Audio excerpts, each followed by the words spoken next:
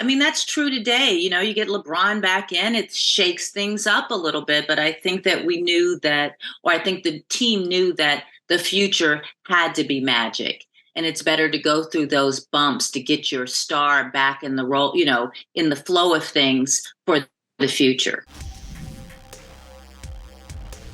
This has been my most anticipated show. I kept waiting for Winning Time Season 2, and it delivers. You guys are phenomenal at making this show. Salli, I have a question for you because the actual basketball in this show is phenomenal, and I know you've directed a couple of episodes here, especially the Lakers Celtics stuff. Can you talk to me about the preparation for those basketball scenes? Because in all honesty, I would assume that was documentary footage you just put into the show. Well, thank you so much. We put a lot. I mean, there is a lot of prep.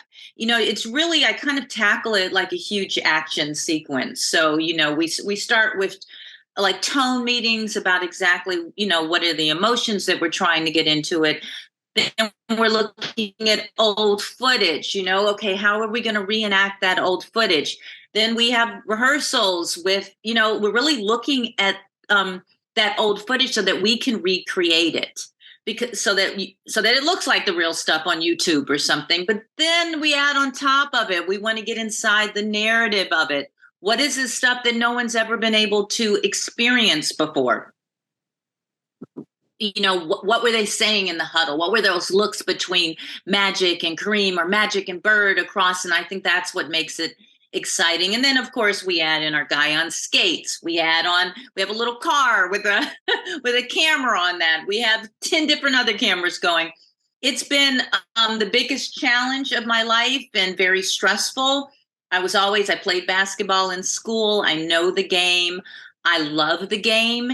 And over the summer from last season, me and the DP just sat there and thought, like, how can we make it bigger and better? And I think we delivered. You 100% delivered.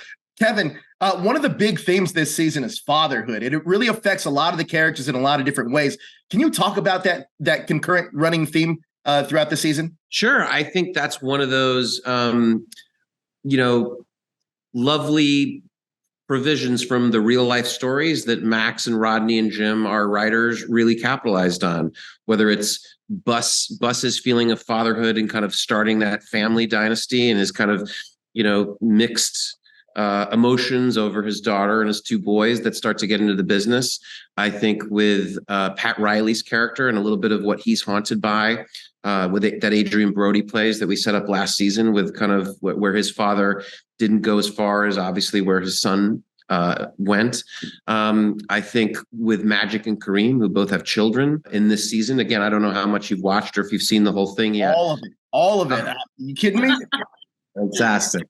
Well, then, and so it's pervasive, right? And even from Jeannie's character, from her point of view, there's that kind of very pointed line from one of her brothers: "You'll never be Daddy's favorite son."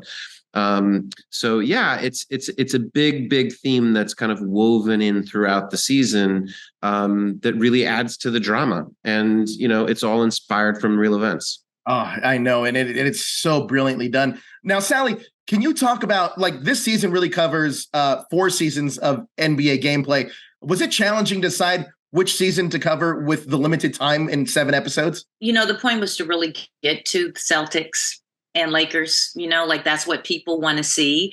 And so we jumped a few seasons to make sure that that's where we ended.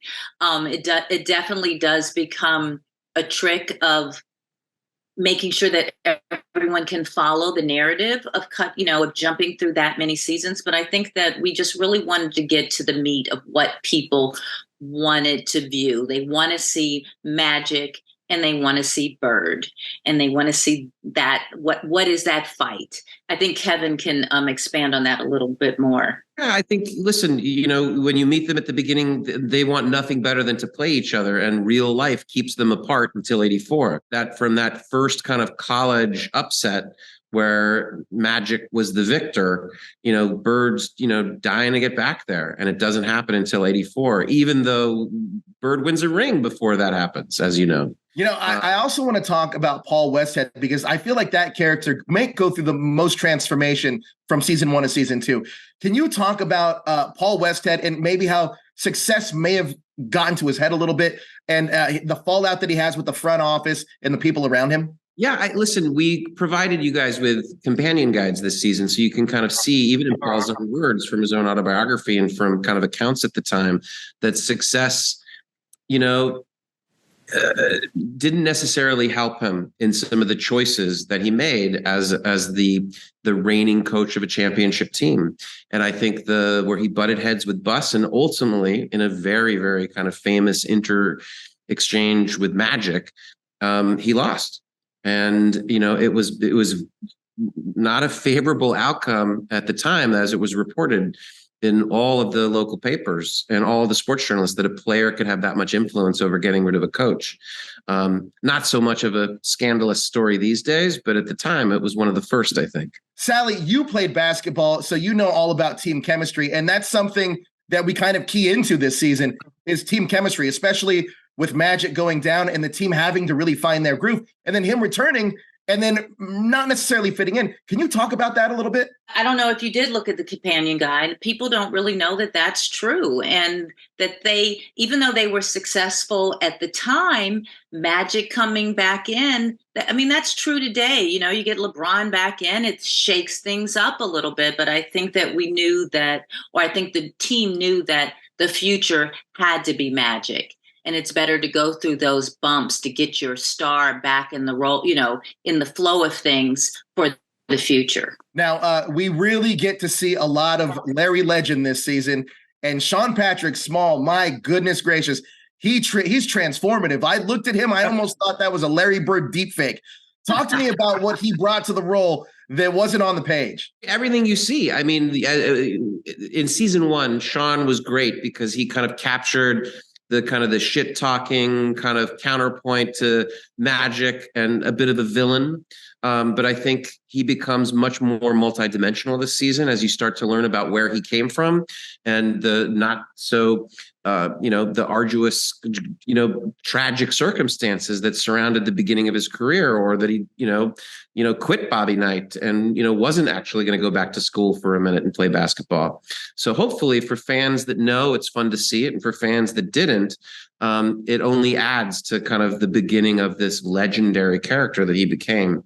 And the hope was that by the time Magic met at the end in these great sequences, that they're two much more fully realized characters, not just hero and villain, but two real men. Absolutely. That's what I was going to say. He's, first seasons, he's kind of the villain, but we need to know his heart.